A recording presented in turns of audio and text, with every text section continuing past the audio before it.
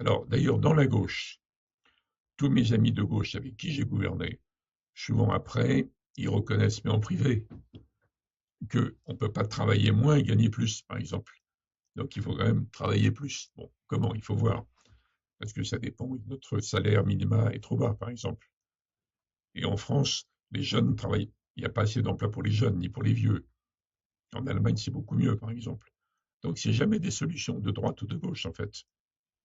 D'ailleurs, si vous prenez la droite sur les grandes questions d'aujourd'hui, il y a beaucoup de divisions.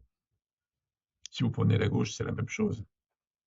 Donc, moi, je ne me réfère jamais, dans ma réflexion actuelle, à la droite ou la gauche. Mais ceci revient à la deuxième partie de ma question.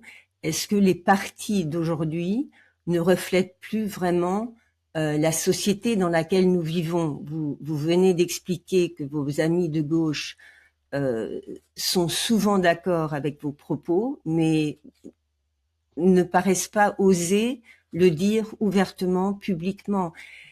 Est-ce que peut-être nous manquons les dirigeants qui ont le courage de dire ce qu'ils pensent? C'est peut-être une question de courage, en effet, mais ça concerne surtout les partis de gouvernement. Parce que les partis extrêmes, encore une fois, je ne confonds pas avec les années 30, hein, c'est complètement différent.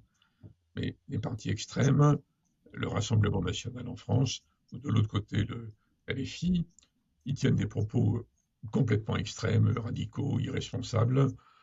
Ils ne parlent pas du tout comme des partis qui devraient gouverner. Et si le RN, si on applique les sondages d'aujourd'hui, qui peuvent changer, hein, si le RN arrive au pouvoir, ils ne pourront pas gouverner sur la base de leur discours actuel. Bon, donc, ils n'ont pas le même problème que le problème auquel vous pensez, vous, qui est le problème des partis de gouvernement. Partis de gouvernement de gauche ou de droite, centre-gauche, centre-droit. Alors, les partis de gouvernement qui n'ont pas osé dire la vérité en entier, à moitié, ils ont dit un peu. Après, ils sont obligés de s'adapter à la réalité financière. Donc, ils sont accusés de trahison. Bon, mais il faudrait dire à l'avance le programme réel qu'on va mettre en œuvre, mais dans ce cas-là, ils ne sont pas élus. Vous voyez. Donc, il y a une sorte de piège que vous avez très bien défini dans votre question pour les partis de gouvernement.